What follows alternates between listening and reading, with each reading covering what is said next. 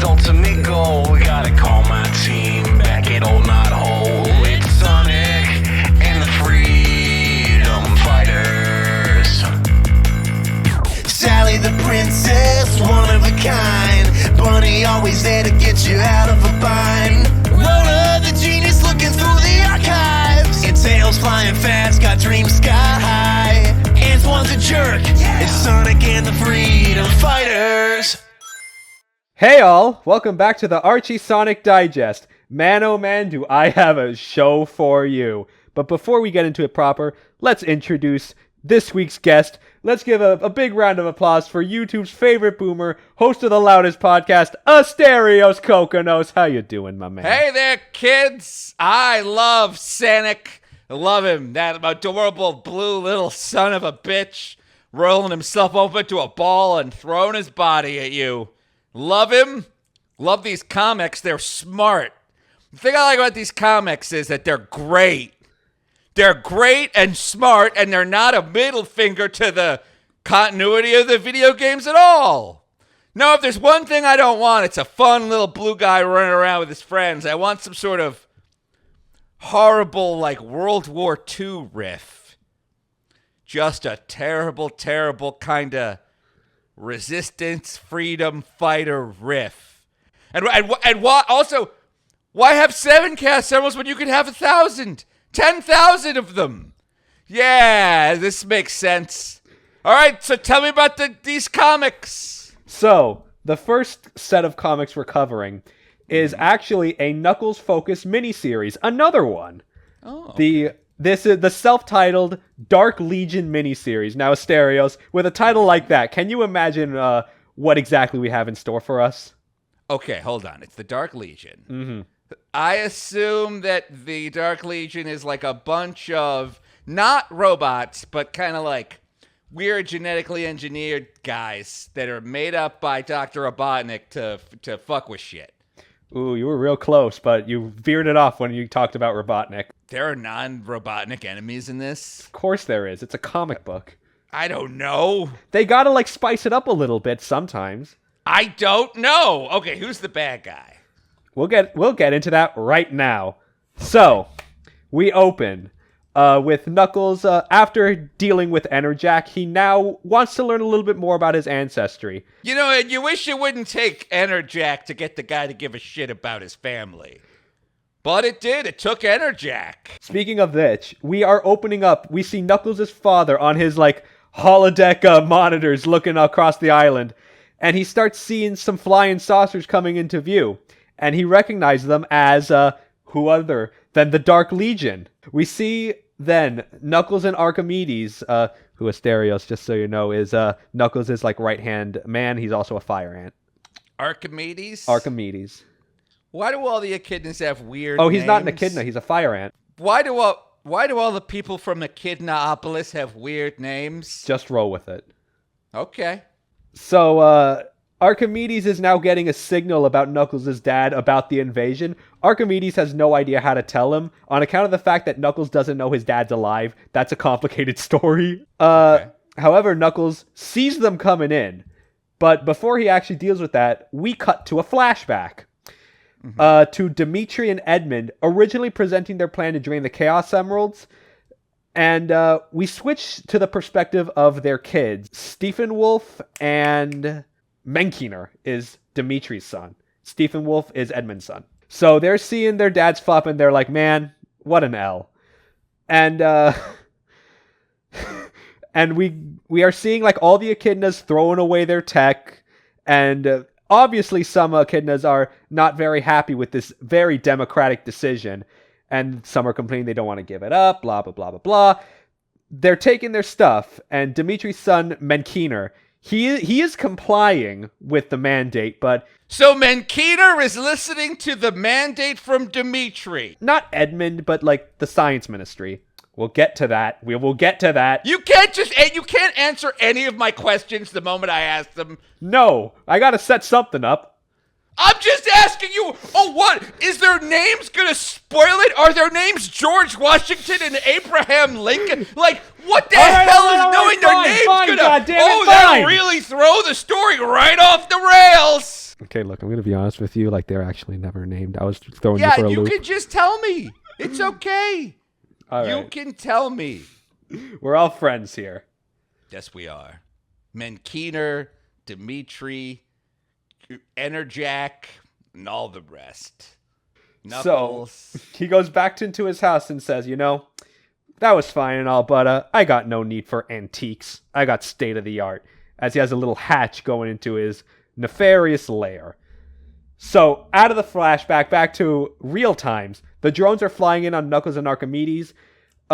Archimedes pops onto the drone's shoulder to give him like a spook attack. Knuckles attacks straight on. And I also have in my notes...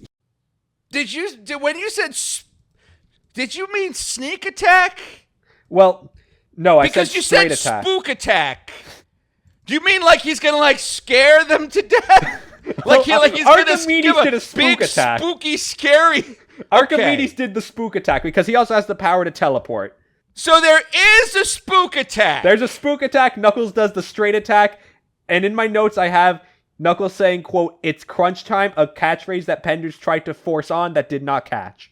I don't know why that's there. Just throwing it out there. It's crunch time? It's crunch Like time. your knuckles crunch in your hand? Yeah, exactly. Okay. So they escape, but they're pursued. We then cut back to a flashback. We see Edmund with his son Stephen Wolf. They're putting away their tech.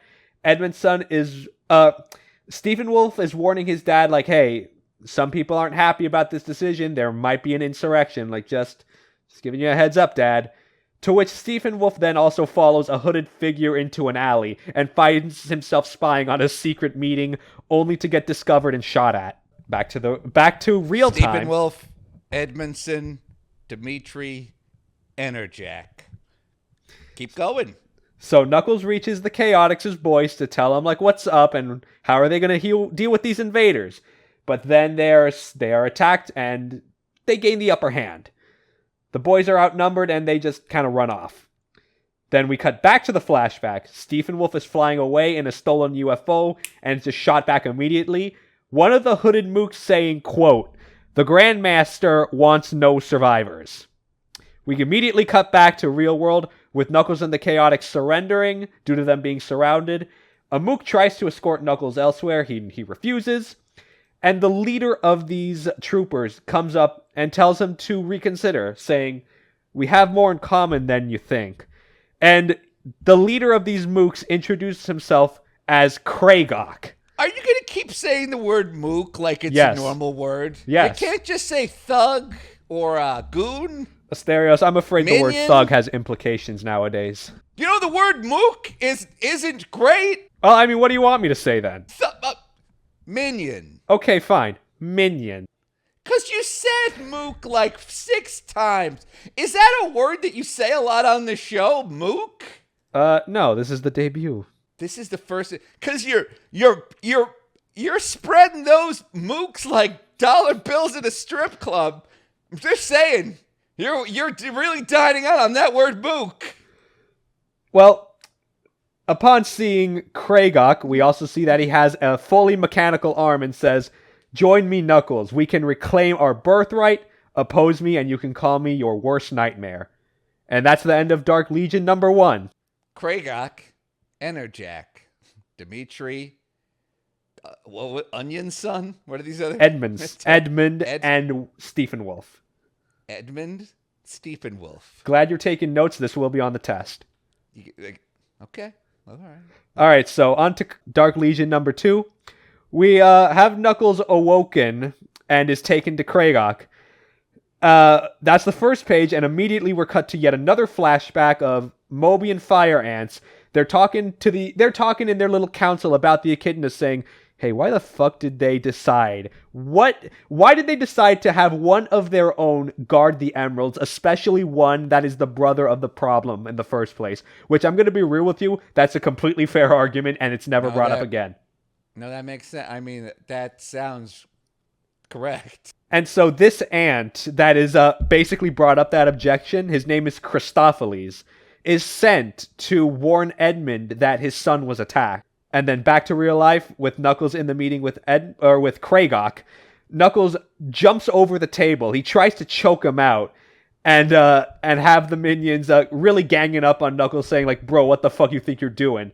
And Kragok just like whacking him over a bit. He reveals his intentions, saying, "Hey man, I want the Chaos Emerald in the chamber." I mean, aren't there 9,999 more Chaos Emeralds this guy could get? Why does Kragok want this one so bad? They have history. Okay. So Kragok walks away and lets his boys deal with him. Knuckles beats the shit out of all of them and steals one of their hoods to like infiltrate and hopefully run away. And we cut back to see Stephen Wolf, who survived the crash, but the minions kind of end up confusing Stephen Wolf with his dad and end up killing his dad. Oh, God! Edmund is dead. Oh, no! And upon seeing that scene, we immediately cut back to the real time. Knuckles frees the Chaotix and they run away in a stolen tank. And Knuckles' dad is seeing all this on the monitors, with Archimedes popping up next to him. And the intruder alert alarm pops up. He goes into the room next and finds Athair, his grandfather. And they're having a little bit of an argument about just sort of the situation at hand. And by the way, Athair was one of the only descendants of Edmund who refused to become the guardian of the floating island. So nobody likes him, let's put it. Oh, okay. All right. Then out of nowhere, the Ancient Walkers pop up behind him with Athair saying, "This is your warning," and he leaves with them. Oh my God, what? There is no context to what he's warning about, by the way. I mean, I guess that warning is just like, leave me alone. I'm with these walkers now. Right? I mean, isn't he warning him like to back the fuck off? Like, I don't want anything to do with your shit? Well, to be fair, Athair did kind of pop into their space. But he is also... Does he have the right to be there? He is a descendant. These are the questions we have to ask. Okay, what was the name of the bad guy again? Kragok. Kragok? Kragok. Kragok. Okay, Kragok, Enerjack, Archimedes, Athair, Steppenwolf, Edmund. Is there anyone I'm missing in this list of really, really shitty try-hard names from a writer that probably wishes he was doing anything other than writing a Sonic the Hedgehog comic book? This was written by Ken Penders. Believes me, he's living right now. This is his shit. This is the most frustrated try-hard. These are the names of someone who saw themselves like winning an Obie Award or like a Drama Desk Award, and instead they're writing Edmund, leaving Steppenwolf behind while Enerjack and Kragok threaten Archimedes. You definitely made a sentence that makes sense in this comic book. Now, look, just keep telling me the story. Oh God. We are now cut to yet another flashback of Stephen Wolf trained to become the Guardian with Christophilles, and yes, of course, Christophilles. How could I have forgot? Let me write this down. Christophilles. Okay. Part of the training is Stephen Wolf is sent on a pilgrimage to Sandopolis and has to find and ends up finding the future base of operations for all Guardians, which Knuckles' dad is in currently, called Haven. It's hidden by a mirage in the desert. So we cut back to the real life. Kragok is chasing the boys in their tanks, only for Mighty the Armadillo to deter them by uprooting a tree and throwing it down, only for a response, the Dark Legion to burn down the entire forest. Oh my God, okay. Wow. And in which all of the animals that live on the floating island in that forest are now running away and are about to stampede Knuckles and the Chaotix. And that's the end of number 2. All right. So, did you spend money on these comics? And like, if you did, do your parents know that they didn't do a good job raising like a responsible adult? Do your parents know that you're doing this? Well, to answer your question, no. Okay. In both respects. Have they given up? Are they just like, yeah, for Christmas we bought you a Sonic notebook. We know you love Sonic. Man, I wish they would. Unironically, I wish they would. Wait. Are your mom and dad Sonic and Tails? What the fuck is wrong? Is this your family? I'm just, I don't mean really legitimately. I mean, so like, did you grow up in like in a house where like your mom was always like, "You're a drunk, Harold," and your dad was like, "I drink because your food tastes like shit," and like throwing a tumbler of scotch at the wall while you're in your bedroom with these big blue over-the-ear headphones going dun dun dun dun dun dun dun dun dun dun. I'll save you, Master Emerald. I'll show Knuckles that we are good after all. I grew up in a mostly normal house, so what I just happens like in Sonic the issue Hedgehog. 3 there, sport? So, as we see the animals about to trampede Knuckles and the Chaotix, Knuckles has Mighty throw down another tree trunk to block the animals, and then Vector uses his headphones to play music at max volume at the fire in order to blow it away, and it works. Well, I gotta say, I didn't see that solution coming, but I think that's kind of cool. Okay, I like that. Good job, earphone guy. If only those earphones were loud enough to drown out my parents fighting downstairs. You're getting custody of Sonic Speed. No, you're getting custody of Sonic Speed. Okay, so keep going. Okay, so they send these animals back to a flaming forest. We forget about the animals now. The fire goes back to the invaders, and they end up scrambling. Okay. We get another flashback. The same invaders are now attacking Echidnaopolis, where during this invasion, Stephen Wolf actually charges into the former science meeting hall, where all of the Echidnas are blaming him personally for the mess they're in. And specifically, a city councilor by the name of Garrick pulls a gun on Stephen Wolf up to his chest and says, "If we kill him, the Dark Legion will leave us alone." And in a way boss-ass move, actually, Stephen Wolf moves closer to the gun and says, "If that's what you want, do it. If you think would that have worked? If this is what you think will help, shoot me." And then... Uh-huh. No, but, okay, I'm guessing they don't shoot the guy in an Archie comic, but like, wait a minute. Would the Dark Elves or whatever the fuck have left the Echidnas alone if Garrick had murdered Steppenwolf? 50-50 chance. Really? That's worth it. I mean, fucking Edmund's already dead. What's another Echidna on the pile? Upon seeing this scene, and I assume being so moved by his courageousness, Garrick collapses to the ground with tears in his eyes, and is just like, "Oh, I'm so sorry, man. I wasn't thinking, man." And Stephen Wolf just leaves and says, "There are other options than fighting." We cut back to see the Chaotix looting the bodies of all the enemies that they downed, and all don disguises to get into the full base of the Dark Legion. Knuckles ends up asking Archimedes, "Why did I never hear about the base of the enemy that lives on my island?" To which he says, "Look, we have a lot of dark history with these guys. Like, we didn't want to talk about it. We thought it would upset you. We didn't think the Guardian of the Island should know about these evil people who want to take you down. We thought it would make you feel upset." That's terrible. That's not very good writing, Ken Penders. Like, you should have said, "We thought they were just a legend." Or, "We haven't heard from them for 10,000 years. Honestly, that latter option could have worked. Of course it could have worked. There's way more than just saying, like, "Yeah, we just thought it would make you feel sad." Yeah, exactly. Everything makes him feel sad. He's Knuckles. He's always upset all the time. So, we then cut to, before that, we now see Knuckles and the Chaotix infiltrating the Dark Legion meeting, and we see now Kragok has the floating island's Chaos Emerald, which infuriates Knuckles, and he charges the stage. We then cut to a flashback.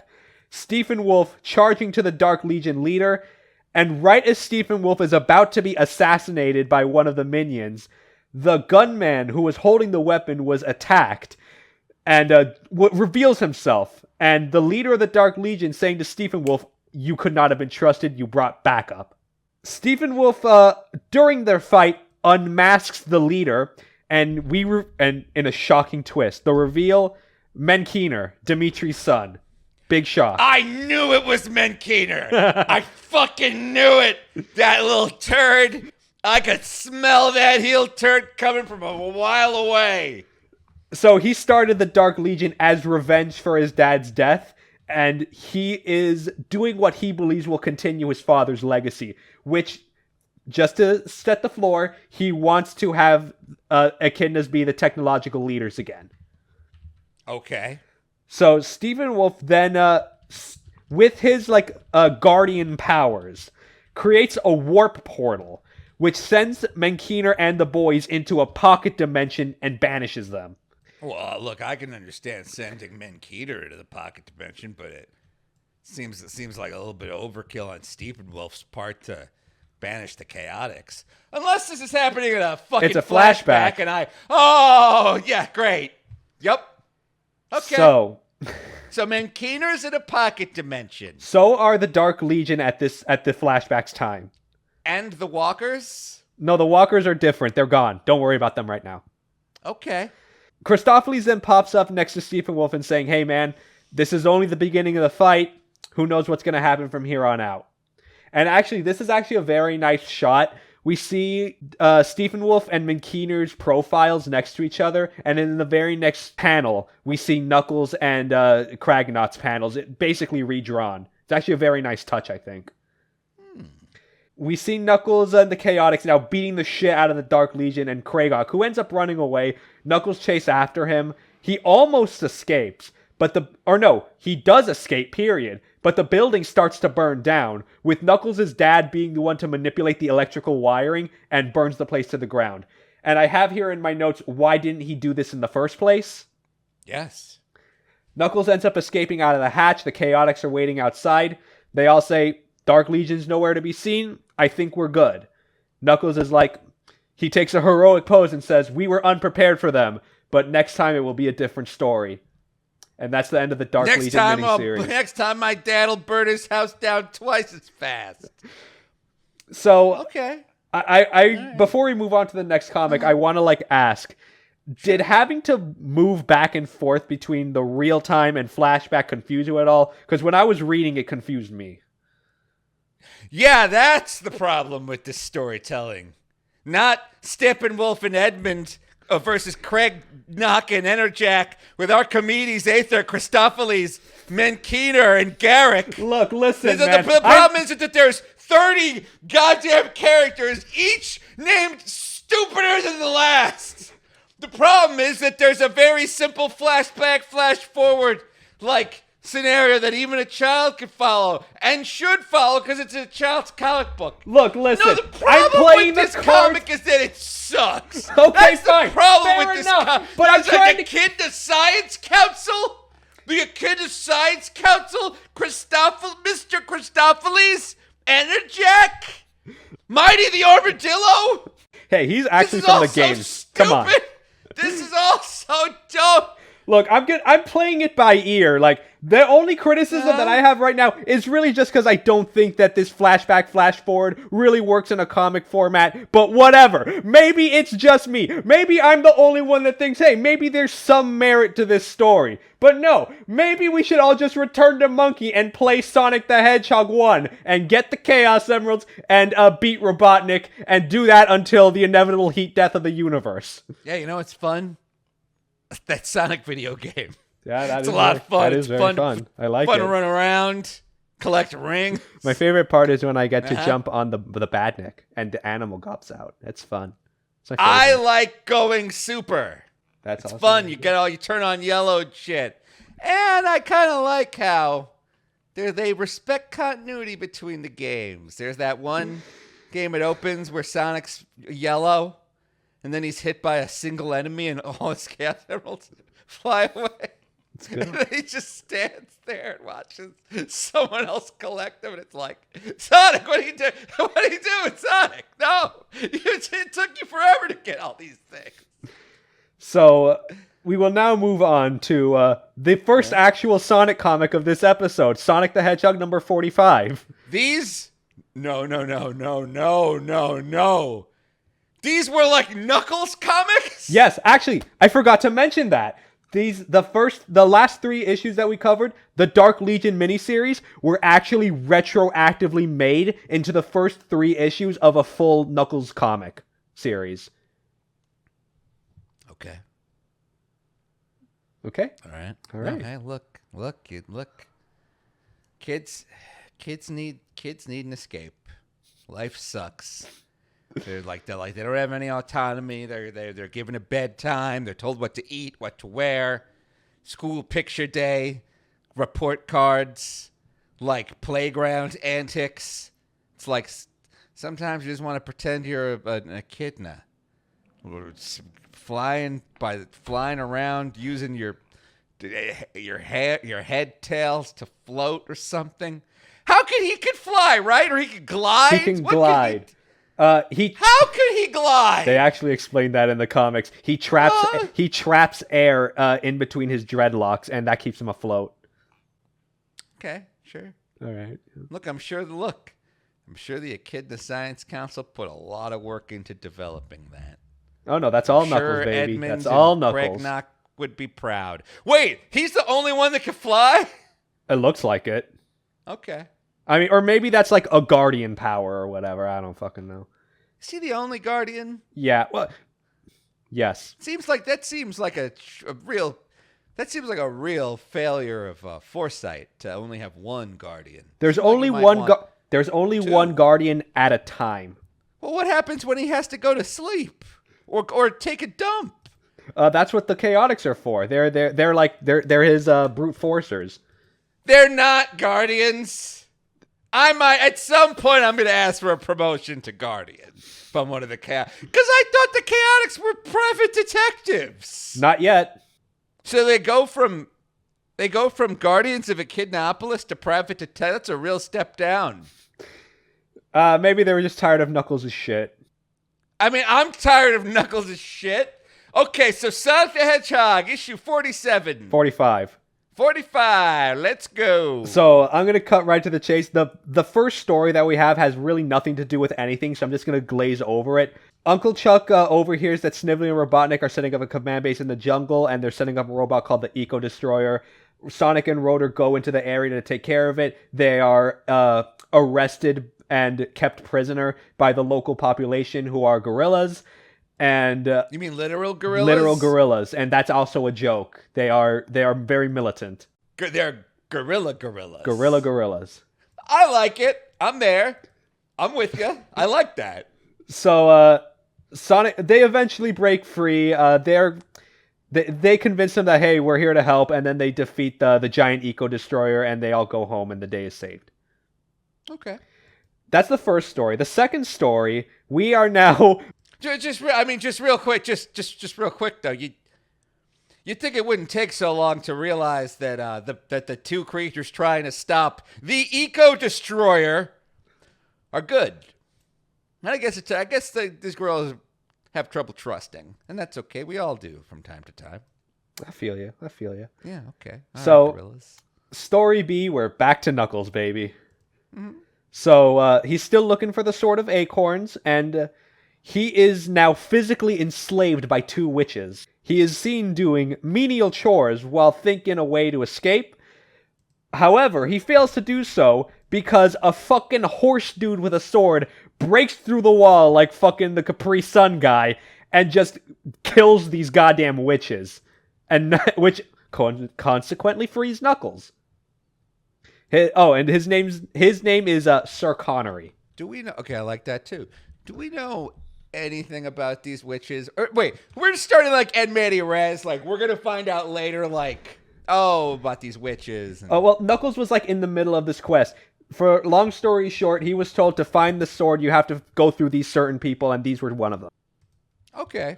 All right. So Knuckles is like, I'm gonna go beat up some witches, and he's like, no, I got outsmarted by the witches. That'll happen. It happens. And actually, Knuckles asked Connery, hey, I'm looking for the Holy Sword. Can you, help me? And he's like, no, I'm on my own quest to rid all realms of dark magic. Direct quote. Well, I don't see how they're at cross purposes. I mean, here's what I would have said to Sir Connery. I would have said, hey, you know what's some real dark magic is the dark magic that's encasing the king in more and more stone.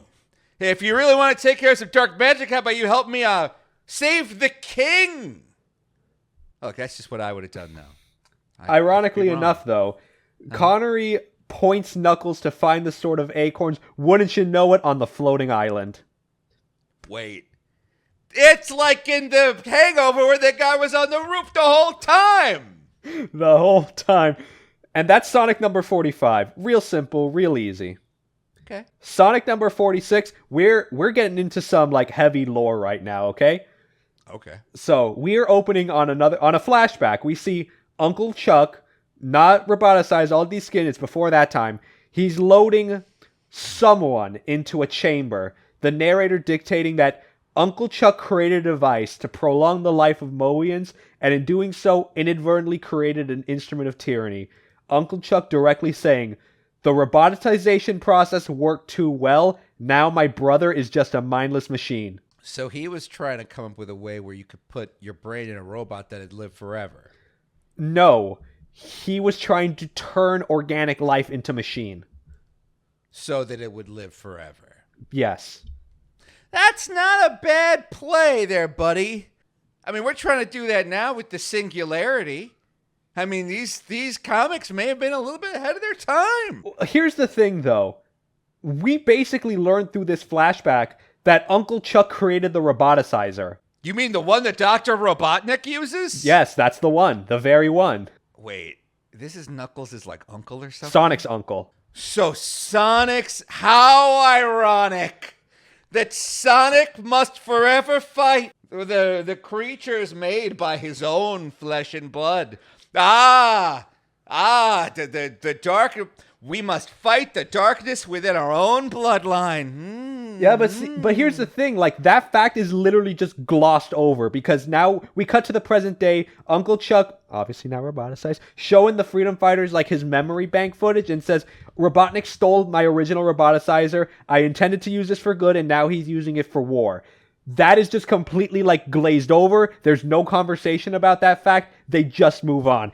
I am so mad about this because there is such a perfect opportunity for Sonic to just be like, "What the fuck, man? I trusted you with my life." And to learn that you are basically the reason we're in the situation we're in now, like, I am heartbroken and devastated. There was such a perfect opportunity to have like a little bit of like a little schism between him and his uncle, and that was just tossed aside. It's not even addressed. Now this sounds to me... Okay, first off, I'm gonna absolutely agree with you. This sounds to me like the kind of thing that is retconned 100 issues from then. This kind of sounds like something where it's like, what did Penders do? Made it Sonic's uncle's fault. No. We'll make it Robotic's grandpa's fault. That'll make a lot more sense to kids. Well, I'll tell you this much. There is a retcon, but that comes into play way later. Yeah, I said like 100 issues. No. So what's the retcon? The retcon is 250. No, 251. Now back to the situation at hand.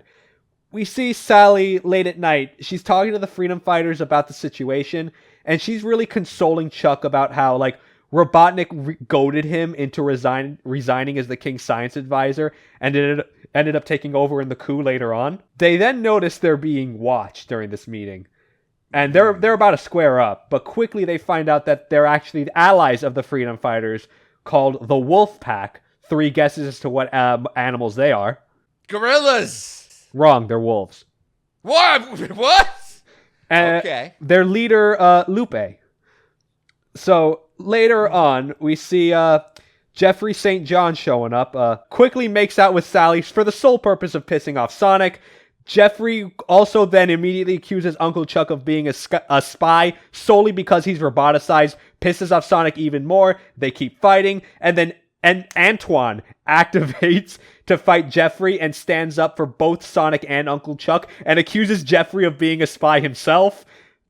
There's a lot of trickery going on here, and Antoine, the reason why he thinks that Jeffrey is a spy is because Jeffrey introduced himself as the leader of the Rebel Underground, which Antoine states that's not possible. The Rebel Underground was not active when the king was cooed. You're a fake. And the reason why he knows this is because his father, Antoine's father, was a general to the king, and his dad was the one that proposed the Rebel Underground, and Antoine was being trained to lead it. Well, duh. I mean, even a fucking chimp could have told you that. I mean, yes, we know. Naturally, Antoine's a little pissed over the situation. Bunny goes to talk to her, and they kind of work out on their own feelings for each other. The relationship that these two have is actually the most stable in these comics, which is saying something, but it really should not be on account of the fact that this is a Sonic the Hedgehog comic, but I digress. I mean, Sonic eventually has to get with Sally, right? Like, come on. We'll get to that. She's the alpha, he's the alpha. It's like, let's come on. Come on. I'm guessing Jeffrey St. James betrays them at some point. Because he sounds like, that's the kind of name that you give to someone who ends up being like, it's not personal.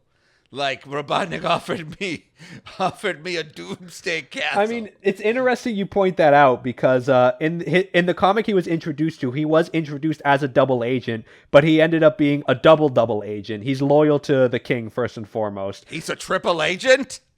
Yeah, and again, how does he die? We'll get to that. Okay, because I'm sure, because it's like, come on, all right. But here's the thing, legitimately, I was where you were thinking with Jeffrey, because he legitimately plays that role like he knows there's something else going on and he knows more than he's letting on, but he never does. Like, he always is like, I'm your man, I'm loyal to the king, like, I will never betray you guys, but he just has like such a smarmy, slimy personality that you just can't help but think. Jeffrey St. Clair, right? What was his name one more time? Jeffrey St. John. Yeah, that's like that's a bad guy name. Yeah. Okay. After all this, one of the Wolfpack members, Draco, comes in late, and Lupe's demanding to know where he was, and this just only continues accusation of traitors, to which Sally all puts the issues aside and only looks up at the moon and wonders, like, I wonder if Knuckles' quest is doing any better. And that leads us into the next backup story with Knuckles. Mm-hmm. How many witches have taken him captive this time? 7? Well, we start with Knuckles just spelunking in a cave. He's tripped up by a skeleton. He falls down a hole. He then sees 2 more witches that are speaking over a cauldron. These 2 are named Matthias Poe and Damocles the Elder. Knuckles loses footing and falls down. And to deal with the intruder that they've now seen, Matthias summons a metal golem to fight Knuckles. And he can't really fight it like normal. It's metal, bro. It's too hard for his soft knuckles. So what the plan is now, Archimedes teleports to Matthias' shoulder, spooks him a little bit, which lets Knuckles take the golem out completely. And it kind of ends up like attacking Matthias, and he's gamered. He's done now. And they turn their attention to Damocles, and they realize that that one's a fake. He's just like a puppet, and the body melts in a kind of a gruesome fashion. Really? Okay, that sounds cool as hell. And the body reveals to be holding, wouldn't you believe it, the Sword of Acorns. What? This wizard just had it the whole time. On the floating island. Okay. And Knuckles, in hand, is like, I got this now. I can return it to Sally and we can get the crown and save the king. These comics are special, aren't they? Are you having fun, Asterios? Because I'm having a lot of fun right now. Yeah, I'm having fun. Although I will point out that when people are having fun, they don't usually stop to say it. Sounds like you're getting exhausted by the garbage, by these like 10 issues of trash. We gotta get through the dredge before we get to the good stuff. Now, be good stuff. We now move on to our next issue. Mm-hmm. This next issue we're gonna cover Sonic Super Special #1, baby. This was This was like a quarterly comic that Archie put out. That was like double the page length of normal, and yeah, this actually was originally just titled Sonic vs. Knuckles Battle Royal. Not Royale, like you'd think. Battle Royal. Oh, I get it. Retroactively made into Sonic Super Special #1.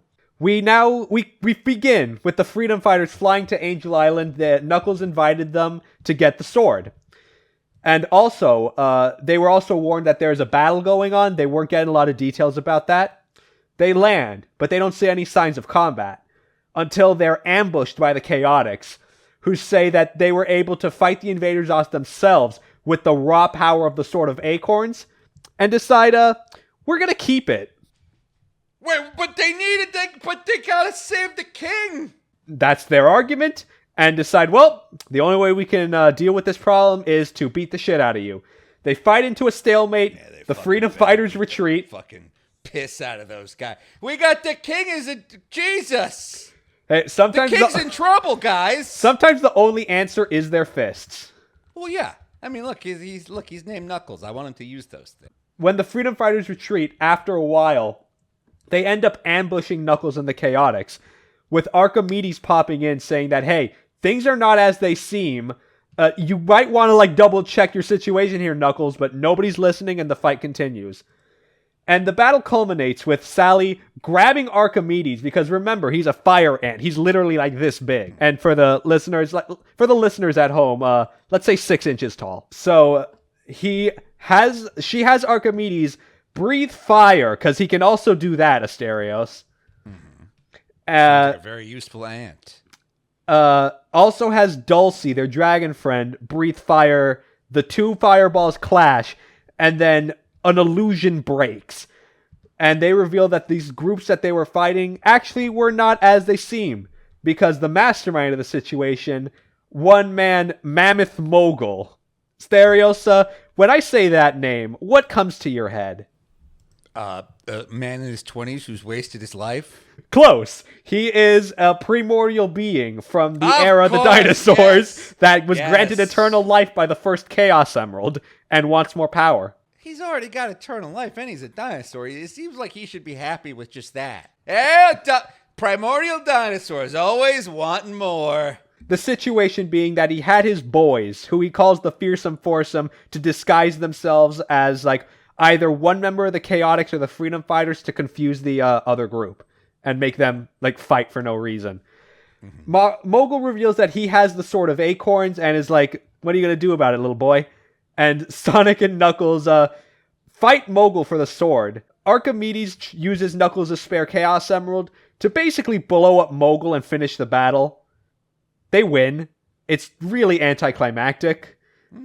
In the falling action, Knuckles gives Sally the sword, and she thanks him by knighting him and is now dubbed Sir Knuckles, as if being the Guardian wasn't enough. And being able to fly by spinning your hair around. Could Knuckles be any sexier? I don't think so, listeners. Mm-mm. So the Freedom Fighters are flying back to Knothole with, later that night, Sally goes back to her house, and she sees that her father is now completely restored. No aid from the Sword of Acorns, nothing. So He's just Knuckles healed. wasted his goddamn time? Wait, hold on. Okay. We now then see a short epilogue of a cloud of smoke from the ground zero of the explosion. Mogul steps out and reveals himself with the real Sword of Acorns. And that's the end of that first story. I did not... Look. I'll be honest. I didn't see that coming at all. Does this mean that Knuckles had a fake Sword of Acorns? Wait, what happened to the crown of acorns? Wait a minute. Now I'm confusing myself. Where's the crown? Okay, there won't be many answers, but I will tell you this much. Sure. Knuckles did not think that he had a fake. They were all misdirected. I assume so. I assume Knuckles isn't like, yeah, this'll save your dad's life. Sure. Like he's going with the Dollar Tree. He's finding a toy sword, gluing some acorns to it. Going, here you go. I fought some witches for this. And I ran into a knight named... and then he looks over the television and Dr. Noah's on. Sir Connery. Yeah. That's who helped me. Where is Sir Connery? Oh, no. He was too busy. He had to fight dark magic. Well, dark magic enslaved my dad. Yeah, I mean different dark magic. The backstory for this special, it really has not much to do with anything. Really just that, like, Antoine finds a map to his father's supplies. He finds a nice little X on the spot near Robotropolis. He goes there. Snively is excavating the area. They don't really find anything, but Antoine is detected and fights off and holds his own for a little bit. The freedom fighters come in and they all save the day. Antoine never finds what the map was pointing to, but they have that whole, like, maybe one day at the end. Do we ever? Is this plot thread ever resolved? I genuinely don't know. I will find out with you guys. If you don't know, hey, I'm just writing it does? out. The notes You're are the what's in the Sonic guy. comics. You think I have an encyclopedic knowledge of these comics? Because I kind You of should. do, but You not to should. this extent. oh my God. So, with that out of the way, we're now getting to the real meat of this episode. Sonic the Hedgehog number 47. Beginning of the Endgame arc. This is, I think, the first, like, continuing arc of the comics, believe it or not. Okay. So we now open with Sonic and Sally are raiding a building in Robotropolis and are grappling their way up it. All of the freedom fighters in the Wolfpack are also there. They're watching the two of them. Sally has some minor concerns about what's going on. The last night where her dad appeared completely healed, saying, like, she just said, like, hey, Dad, what happened? Like, how are you healed? He says, everything is on a need-to-know basis. Don't worry about it. Also, Sonic the Hedgehog might be the traitor. Take him with you on your next mission. This is a lot. My first thought here, I'm telling you, my first thought here is, yeah, that's not my dad. That's like a clone or a robot, or that's... Because look, if there's one thing I know about Sonic the Hedgehog is he's no snake. I mean, I'll tell you this much. Without going too into detail, shitty dads are a theme of Ken Penders' writing. Just leave it at that. Okay. Sonic tethers a rope down for Sally to climb up on, and Robotnik has some automatic guns going after her, but the freedom fighters shoot him down. Antoine, with some binoculars, sees Sonic holding onto Sally's rope, pulls out a switchblade, and cuts her rope. We then see a full page of Sally falling down the building, through a canopy, and just hard on the ground. All shocked, Bunny swoops in to grab her, while Robotnik and Snively are, like, gloating by the monitors. They've seen all of this happening. And at the same time, Sonic appears in their chamber, but Robotnik distracts him just enough to escape. Sonic fights all of the mooks off and wonders what happened to Sally. Later, the freedom fighters bring their medic, Dr. Quack. Yes, the joke exists. It's relevant. That's fine. He confirms that she's still alive, but her heart is very weak. They take her back to Knothole real quick. Tails is wondering about Sonic. Why haven't we stopped for him? They arrive at the rendezvous. Sonic arrives at the rendezvous point. Has no idea where anyone is, but he just runs back to Knothole. And at the hospital, Dr. Quack brings the unfortunate news. She didn't make it. Sally is dead. I don't believe it. Sonic runs in and has no clue what's going on. Jeffrey St. John follows quickly and immediately arrests him for treason and regicide. Regicide? Oh, well, okay. I mean, it's like royal side. Doesn't regicide mean you killed the king? I mean, yeah, it does, but, like, I guess since they're looping the princess into it. Well, I mean, is she technically in charge? Is she like the regent or something? I mean, they thought that king was dead. Maybe they haven't sworn the king in yet. Good point. Right. But they later skip to the quick trial, to which the king, in full view of Knothole, judges the case. The king foregoes the death penalty for Sonic in recognition for his service to the fight against Robotnik, and decides to give Sonic life imprisonment in the Devil's Gulag. And Robotnik and Snively are seeing this through their spy network and are laughing away. That's the end of Sonic number 47. Any thoughts? I mean, this isn't bad. Like, yeah, okay, so you're building up to your big issue 50. It's kind of like, yeah, so we need our character at his lowest. Like, He thinks his girlfriend is dead. He's been accused of murdering his girlfriend and the princess.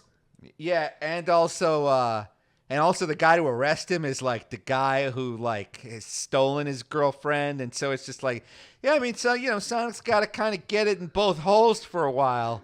But then the issue 50, bada bing, bada boom, Sonic's back in the room. So we begin with 48. And actually, I have in my notes, the cover, the Sonic the Hedgehog for the logo has spray painted the word fugitive over the word hedgehog. I think it was a nice touch. I like that. So Jeffrey has taken Sonic away, and Uncle Chuck is pissed with Jeffrey for being so rough with Sonic, because he's like kind of kicking his shit around a little bit. I think at one point like decks him in the cheek. So back at Knothole, the Freedom Fighters are mourning over both Sally and Sonic, and everyone is suspicious over these circumstances. They then go to the plane that Sonic is being boarded on. Or, no. So Sonic is on the plane. He's being taken to the Devil's Gulag and is attacked by SWAT bots. Sonic breaks free of his chains, which for the record he could have done at any time, and attacks the SWAT bots. And I have this in a direct quote because I cannot paraphrase it and do it justice at the same time. Not one single joke or wisecrack escapes his lips. For the first time in his life, Sonic is devoid of humor. For the first time in his life, Sonic truly understands the meaning of war. Well, I mean, it sounds like he does. Like, this is heavier shit than I expected from a Archie Sonic the Hedgehog comic. Oh, we haven't reached the apex yet. I'm sure we have. Look, you got to dig yourself deep into the hole if you're going to pop out at episode 50. So keep digging there, Penders. So the king is informed by Jeffrey that Sonic escaped and chastises him for allowing this to happen and demands he be recaptured, or else. Sonic's hiding out in a cave, basically exhausted, and recalls how nobody actually saw Sally's body when the coroner confirmed her death. Right. According to Uncle Chuck, at least. Dr. Quack said, according to Uncle Chuck, Sally's medical records were to be sealed by the king's orders and demanded that the sentencing be rushed to the next morning. And Uncle Chuck reaffirms to Sonic that, hey, I know you're innocent, you're not the traitor, I'll deal with this. Don't worry. A little overwhelmed by all this, Sonic just passes out dead in the cave. Back at Knothole, we see Antoine and Bunny following Draco and notice him leaving the king's chambers, and they wonder how he, of all people, is able to have private meetings with the king. They follow him home to his partner Hershey, and is seen physically abusing her. No ifs, ands, or buts about it. We see him smacking her shit around. It's not fun. They see this, and they overhear that Sonic escaped. So we cut to Jeffrey hunting Sonic down with Tasmanian devils, which are, quote, one of the few Mobian races that never fully evolved. Now, I'm stressing this very enough because this comes into play way later. We're talking, hundreds of issues down the line, this is going to come back. So, Stereos, for your notes, write that down. This is going to be very important. Got it. They didn't evolve. You know why they didn't evolve? Because they're either from the past and they were hurtled into the future, or someone doesn't want them to. Someone's intentionally stifling their evolution. For if they were to evolve, they would develop a power strong enough to threaten even Dr. Robotnik himself. Very good guesses. Very good guesses.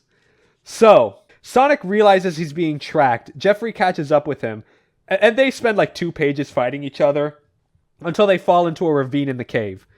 Then back at Knothole, the king is aware of the situation and intends to reinstate the warlord position of his cabinet, and reveals the successor to that position, Robotnik himself, in Knothole, and saying that the time has come for some attitude adjustment. Meanwhile, Sonic escapes the fight with Jeffrey and leaves the cave, only to find a cliffside waterfall, and with no other option, jumps down as Jeffrey shoots at him. That's the end of 48. This is getting good. I mean, I like all this. What the hell was going on with the past and the Knuckles and was all that stupid shit where they put out a fire with some tunes? What was that? That was all garbage. And then they gotta find the sword, but they didn't even find it. What the hell, guys? Oh, we'll Anyway, get to that look, later. I'm not blaming you. No. It I'm just the sounds messenger. Like I'm blaming you. No. I know you're not. I know. I'm just the messenger here. You know. You're yelling at But Ken I'm yelling Penders, I at know. you about something you didn't do. Sonic the Hedgehog number 49. We see Sonic falling out, no way out, but he has one trick to save himself. He takes a dirt stash from his shoe and he throws it, creating a small land strip, and his speed will get him by. And it works. He runs across the little land strip and face plants near the lake bed. Exhausted, but just power walks back to Knothole despite being hunted. Okay. Back at Knothole, Robotnik reveals that the king was actually one of his robots, his automations, as he calls them. Told you! What did I fucking say? I was like, this sounds like some robot shit. He allows Wait. No. I'm sorry. Look. I don't mean to cut you off, but I just have a quick question. Yeah. Is this the first time our heroes have encountered, like, a robot that could perfectly simulate someone they know? No. Well, then what the hell, To be fair, Sally didn't know, and she was the only one who knew at the time. Or the only one that knew that the king was like fine. So Sally didn't know that Robotnik could make like mechanical simulacrums. Yes, that's correct. Sally didn't know. Okay. She did not know. All right. So look, this is not reflecting well on her. This seems like anything to be a cautionary tale about the dangers of nepotism. Why is Sally in charge? 'Cause her dad. Like, that's like Sally. You know, leadership don't come from blood. It comes from good judgment, Sally. Something you failed to show here by letting your dad trick you into thinking Sonic was a bad guy? What the fuck? So, Robotnik allows the freedom fighters to live for the time being, and wants them to witness his ultimate weapon, where everything will be annihilated, including the real King Acorn. Meanwhile, Snively is with Dr. Quack, and we learn that he was being blackmailed by Robotnik this whole time and has his wife and kids held hostage. The deal was if they falsified Sally's death, he'd get his family back, but the deal has been extended to include the crystallized king. Okay. We now see Sonic just whistling out into the void while he's power walking and calls out for his friend Dulcie, the dragon from earlier. She rescues him. Meanwhile, Draco is gloating to Hershey about, like, being all puff chest, like, I'm going to be the next Duke of Mobius after all this is done. And continues to engage in more domestic violence and reveals that Hershey was the one who actually killed Sally. And finds out the reason why all these shenanigans went down was because Hershey was disguised in a Sonic skin, and that the eye holes that she was seeing through had lenses to make anyone that she saw look like Snively. So she was with Sally climbing the rope, and she thought she saw Snively climbing the rope, so that's why she cut the line. She obviously is distressed by this information and breaks down into tears. This is more complicated than an M. Night Shyamalan movie. Look, we got a lot of betrayals and a lot of secret robots and contact lenses that make you look like whatever you want. And, all right. So can we get to issue 50? Almost. And then can that be the last issue? Because I'm gonna have a heart attack if I don't find out what the fuck happened. Tell me what happens! God damn it! Okay, long story short, we see Antoine and Bunny are now in another continent down under. They tagged along elsewhere. The main villain there, Crocbot, is holding those two hostage with the down under freedom fighters, gloating about how he captured them and just wants to torture them for their own amusement. Dulcie takes Sonic to the floating island. They're immediately attacked by Knuckles, who reiterates, "No one's allowed here without my permission. What the fuck is wrong with you?" Instead of working it out, they just fight like normal. Jeffrey parachutes down in the middle of the fight, and they join, and that's the end of number 49. Is this the first time Knuckles and Sonic have met in the comics? No. Well, then explain that. Knuckles' dynamic is that do not come here unless you're invited. Sonic and the gang frequently come uninvited, and Knuckles is just like on site with these people. I'm like, I ask one thing of you, and you just ignore me.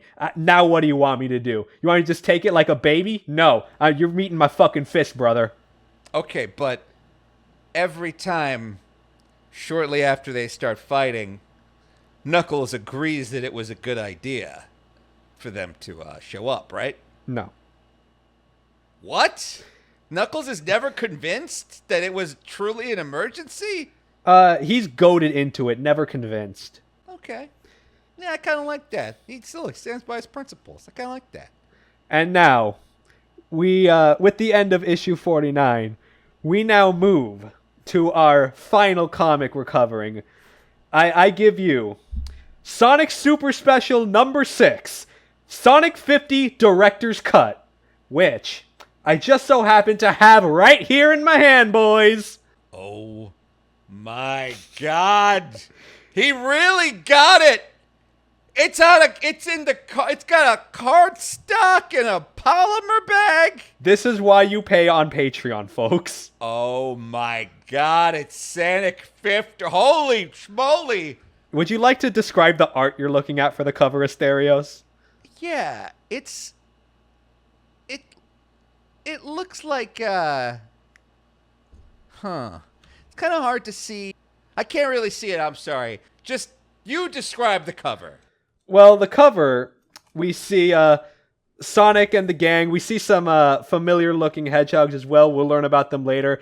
When I asked you to point out the cover, or I wanted to just really point out the hideous Robotnik art. That's kind of what I was trying to goad your attention towards, but okay.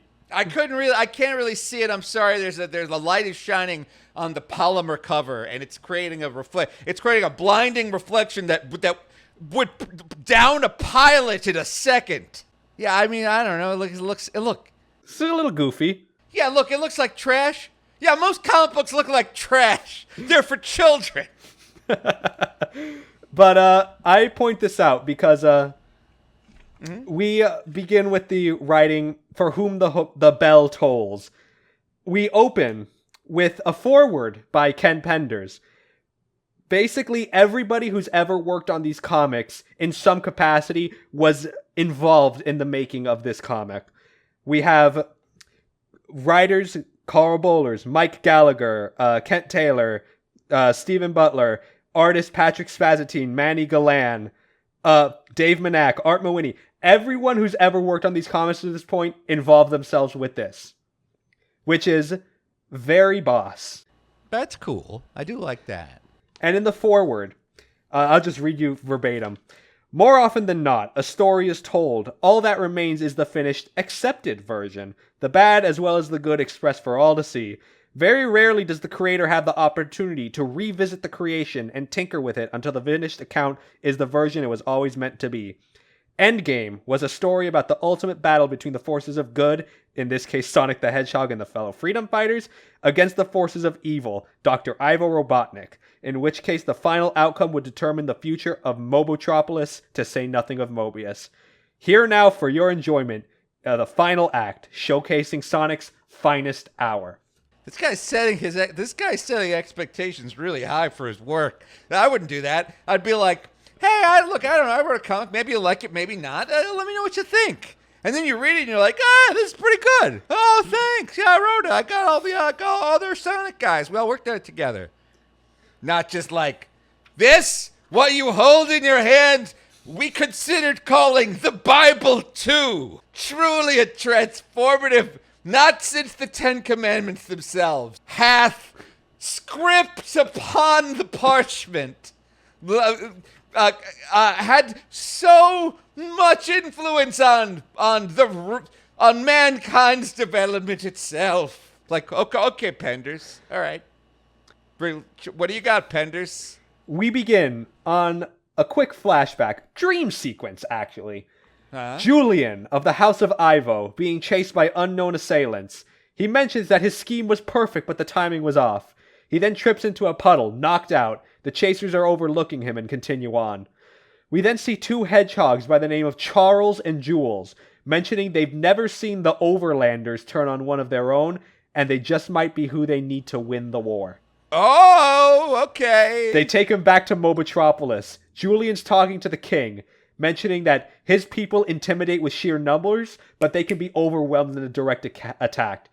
The king immediately appoints him as his new warlord, and quickly leads an army into battle, which Julians and Charles object to in the moment, but Jules believes that, king has his reason. We then cut to Robotnik waking up from his chamber, saying that he had a great dream.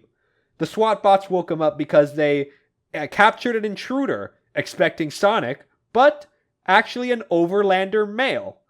Asterios, so you know, like we mentioned before, Robotnik is from Mobius.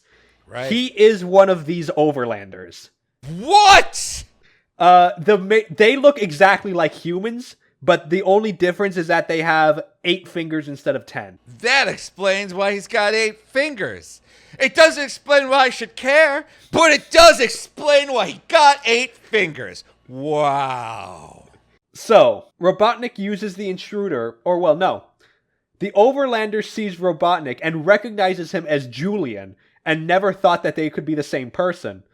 Robotnik then uses his intruder as a test for his new weapon, which results in the Overlander being ripped apart, molecule by molecule, and works without a hitch. No! But Snively's seeing this test over a monitor, and gloats, saying that he'll get the last lack over Robotnik soon enough. We then cut to Knuckles, Sonic, and Jeffrey, with Jeffrey informing Knuckles that Sonic killed Sally, and Knuckles is now purely enraged. Knuckles attacks Sonic, but quickly runs away, but is entrapped by Espio, hiding camouflaged. But right as Sonic is cornered, Dulcie swoops down and takes out Jeffrey and the boys, and says, "Listen, Sonic is telling the truth. You should trust me because I am a dragon, and dragons cannot tell lies." Is that true? Well, I mean, I guess I wouldn't know if that were true or not, because if a dragon were lying to me about only being able to tell the truth, I would assume it was telling the truth even if it were lying. And apparently it is common fact, because Knuckles is like, "Oh yeah, that's true. Sonic's innocent." So they all realize that this was all just divide and conquer tactics. They all fly back to Knothole, Knuckles included. Back at Knothole, the civilians are now being death marched to being roboticized, which only Tails and Knuckles are able to escape into the sewers to find other freedom fighters around the world to be alerted, but end up being caught, surprised by the real traitor, Draco. The dragon? No, the wolf, who was abusing Hershey. So there's a character named Draco, but he's a wolf. But there is a dragon. Is the dragon named, Fangs McFurtails? Is the dragon named Point Ears? Point Ears, the part dog? A forest dweller? What's the name of the dragon? Dulcie. What? That's her name. Kelsey? Delcy. Kelsey. Delcy. Spell it. Dulcey.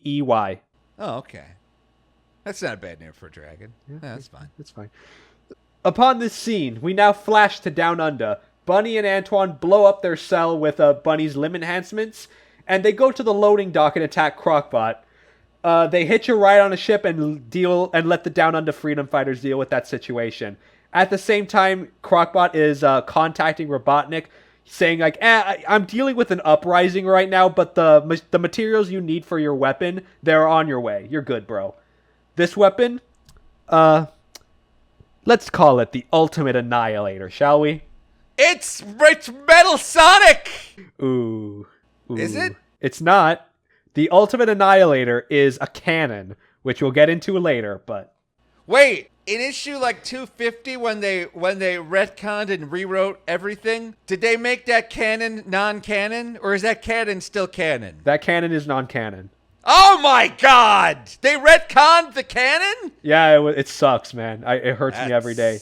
That hurts. Back to Tails and Rotor. They're being carted away, but Sonic, Knuckles, and Jeffrey then parachute down and attack the SWAT bots.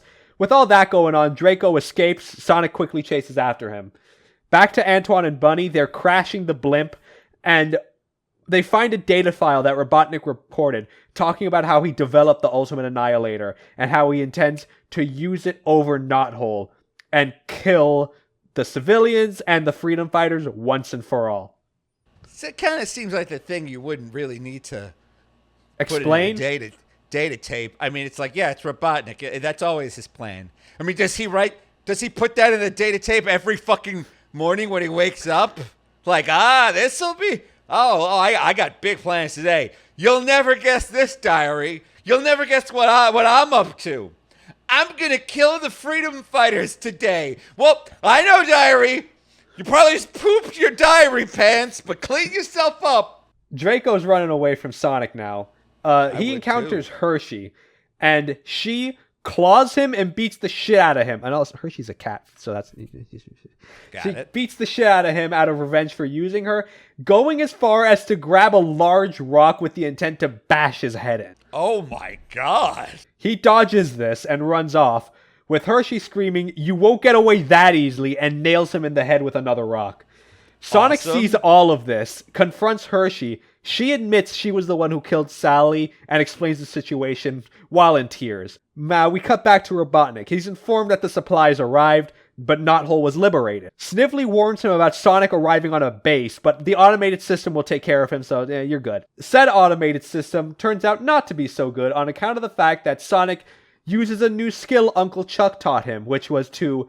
Is this going to be like the ability to crouch and spin up fast?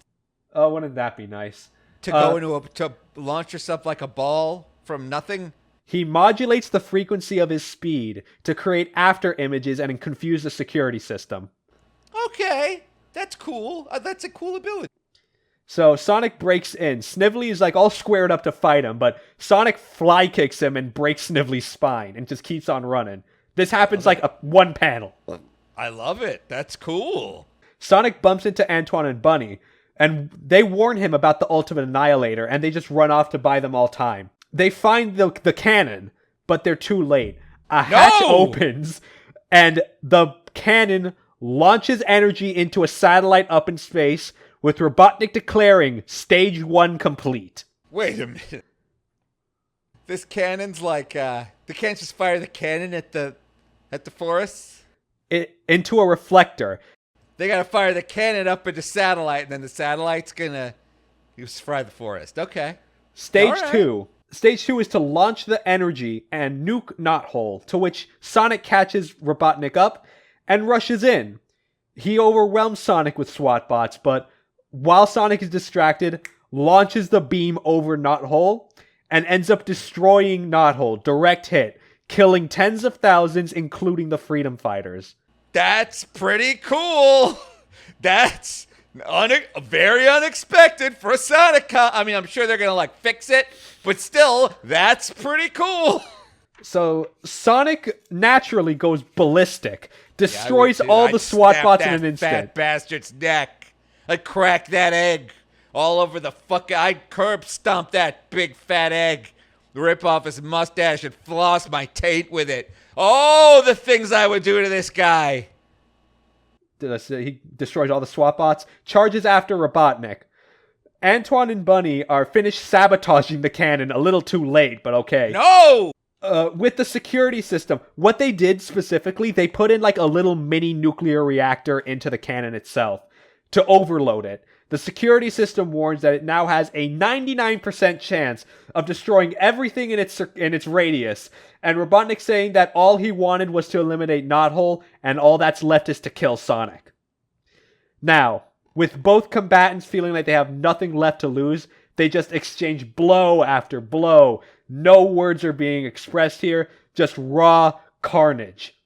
With the final shot being decepted only as sketch artwork representing reality falling apart due to the cannon destroying itself. In fact, I'm going to try to see if you can oh my goodness. Energy, power overwhelming. Okay, wait, real quick. So like Sonic and Robotnik are like exchanging blows. Are they like fist fighting? Fist fighting. Well then how come one super speed punch doesn't just spin Robotnik's head around like a top? Don't worry about it. Is it because he's been weakened by all the robots? Probably. But that last shot, our next page, purely blank. Which I find to be a boss move, just to show that, like, shit's fucked, man. Like, for comic books, like, this shit is insane. Like, space is limited. So to pull something like that is a fucking ballsy move. I kind of respect that. I think that's cool. I mean, like, if you're a little kid, that's kind of like, what do you mean this is, but what? Oh my God. Like, I think that's cool.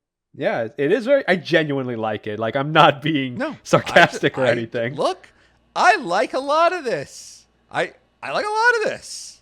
So, the next page, we see Sonic punching through the blank space and pulls himself out of a ring, saying that he feels pretty dizzy, and a voice saying that they found Sonic and he needs medical attention immediately. Couple hours later, Sonic wakes up in the hospital, Dr. Quack treating him, Rotor by the bedside. He's freaking out because he saw the Ultimate Annihilator take out Knothole, to which Rotor explains that since Knothole now exists in a temporal rift 3 hours in the future because the Ultimate Annihilator hit it before it overloaded. A secondary reason was because Snively sabotaged the Ultimate Annihilator to affect only one form of organic life, Robotnik. Okay. So, No. So, they sabotaged this cannon to A, send the town it's about to hit into a pocket dimension in the future, and B, genetically target only one creature, a creature with Robotnik DNA, right? all true. Now, this is not a very Ultimate Annihilator. I'm going to point out. If you can fuck with this cannon to the point where it will destroy its creator on the genetic level while simultaneously sending whatever it's aimed at forward to time to an even greater safety than it would normally have access to, that's not very ultimate. And only one thing got annihilated. On that point, no one really understands the situation properly, but Dr. Quack explains, or he diverts the conversation to explain his situation and his deal with Robotnik, and also says that Robotnik hacked his Dream Watcher and found out about the king and the location of Knothole through those means. He hacked his Dream Watch? Oh yeah, I never explained that, did I? They were able to pull the king out of a form of coma by Sonic going into the king's dream, and by shocking him in his dream, they were able to bring brain activity out. So they really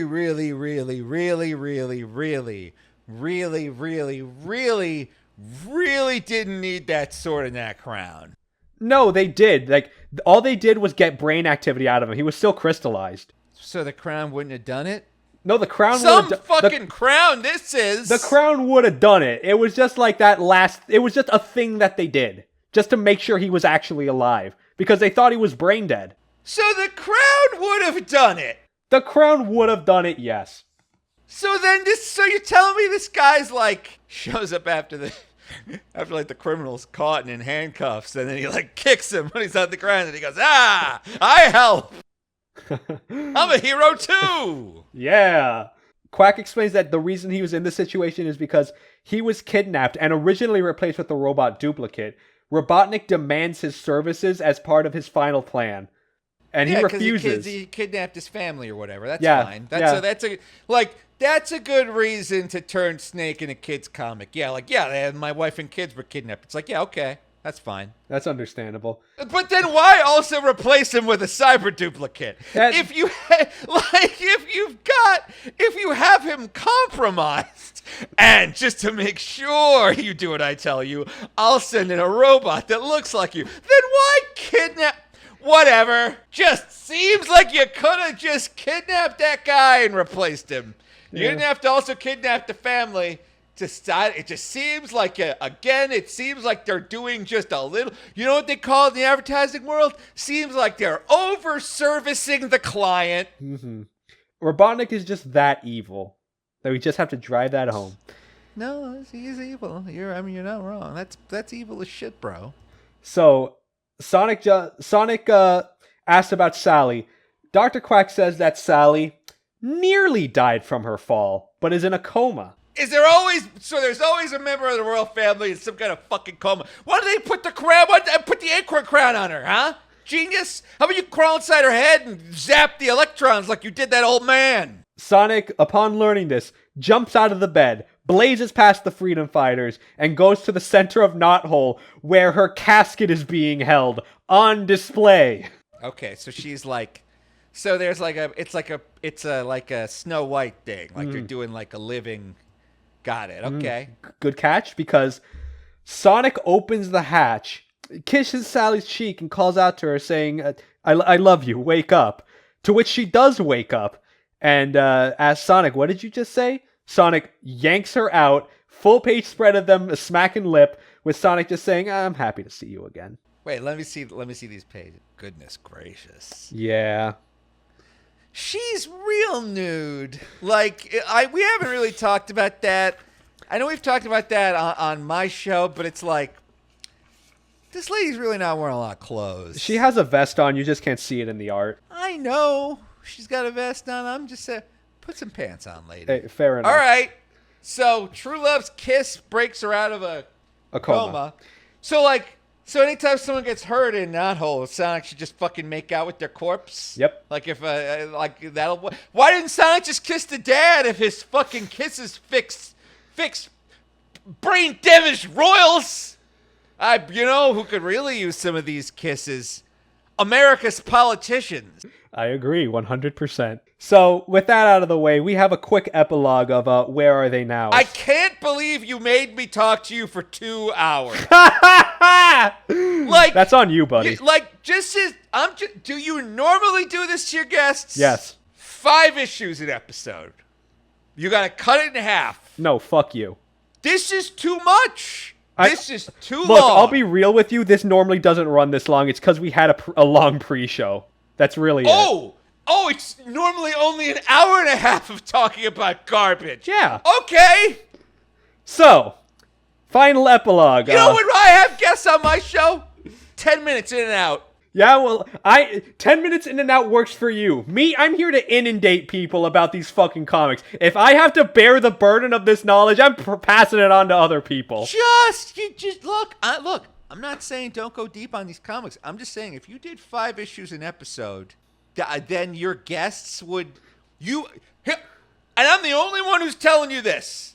I'm the only one who's telling you this because everyone else doesn't want to hurt your feelings. I'm too old to care. You'd get more repeat guests if you didn't put them through this marathon of garbage. What do you mean repeat guests? This is the 6th fucking episode.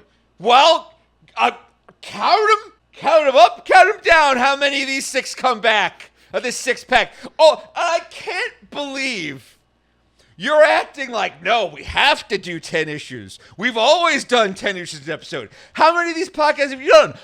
6. This is the time to fix these things. You're lucky you have someone who has the guts to tell it in your face. Cut it in half. I'll consider it. Now, with that being said, quick epilogue.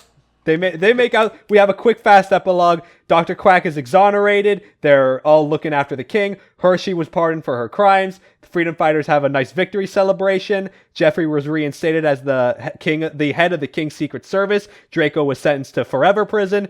And Snively, a story for another day. And that's the end of Sonic Super Special 50. And the end of the comics we have for today. All right. So Robotnik was destroyed by the ultimate annihilator. Yeah, Robotnik's dead. Dead. Now look, I'm going to legitimately, and this isn't gonna, I'm not gonna make a joke. I'm gonna legitimately guess how many issues of Sonic the Hedgehog before he returns. This is issue 50. Mm-hmm. Issue 75 is when we find out, or I don't know, Super Quarterly 8, whatever. I'm guessing around issue 75. I'm guessing they do like about 24 issues before they're like, yeah, he was in a pocket dimension too. All good guesses. I believe you are correct about the time stat. You look it up right now. Look it up right now. Because it's like, okay, all right. Here's what they're saying to themselves in the Sanic writer's room. We can't just keep relying on Robotnik. We really got to take him out of the picture so we can develop like a rogues gallery. Because we're going to be writing this comic for like 50 fucking years. It's Sonic the Hedgehog. Lord knows they'll probably be talking about it on some sort of pocket radio show 25 years from now. Let's use this as an opportunity to stretch our legs, develop new threats, and we'll bring it back so we can really sell like issue 75 and it'll have like a hologram on it or it'll have foil on it or something. Well, to answer your question, Robotnik comes back earlier than issue 75. Oh, in a flashback? No, he does come back back before issue 75, but 75 reveals a big twist. Let's put it that way. What, that's not Robotnik? We'll have to wait and see. All right, on the next episodes of the Archie Sonic Digest. Okay. All right. So, Stereos, did you have a good time? Look, yeah, of course I did. I did have a good time. I work a full-time job, so I am a little bit tired. Can't believe Me too. Yeah, I work like a full-time job. No, me too. I work 9 hours a day, man. I work 10. Look, okay, that's more than I work. But I'm also much older than you. I'm exhausted. Fair enough. So listeners, I don't usually talk about Sonic the Hedgehog for 2 hours. I'm usually not this tired.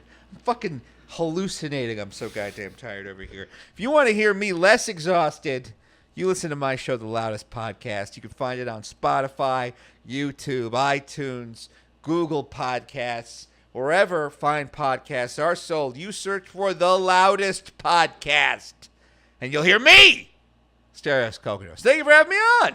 Thank you for coming on, and I hope those words weren't real. I hope you'll come back on. I like having you on, man. Not for 2 hours. Fair enough. We'll have a timer. You can get me for a half hour. Get it all out. Fair enough. Well, on that final note, that big comic book, man, that was chunky. Thank you very much for listening to the Archie Sonic Digest. We'll see you next time for whatever else could honestly lead up after this. Like, man, this was big because actually, before we do the final outro, I should mention to you, this was intended to be like the finale of the Archie comics, because at this time the TV show had ended and they were moving on into a new era of the games. They were fully expecting the comics to be canceled after this, but joke's on them, the comic book lasted 290 issues. They thought we'd get tired of Sonic the Hedgehog? Yeah. Are they insane? What a rookie mistake. That's the stupidest thing. That's the dumbest. Wow. That is stupid. Congratulations. Are they not looking at these sales numbers? Like, did they not have data? They were just expecting Sega to pull the plug. That's it. They were just expecting Sega to pull the plug. Sega to pull? Oh yeah, look, if there's one thing Sega doesn't want, it's license fees. Yeah, I'm sure. There's no way Sega will take our money, our Archie money, to make more Sonic comics. Sega will probably say we got enough money. Oh, we don't need no more. The hell? Bunch of fucking rookies, buddy. All right, what? All right. I'll talk to you later, kids. Thanks for coming on to the Archie Sonic Digest. We'll see you next time for the downfall of Endgame. Be sure to subscribe to the YouTube channel, subscribe to us on Patreon for some goodies, and I'll see you next time, guys. Take care.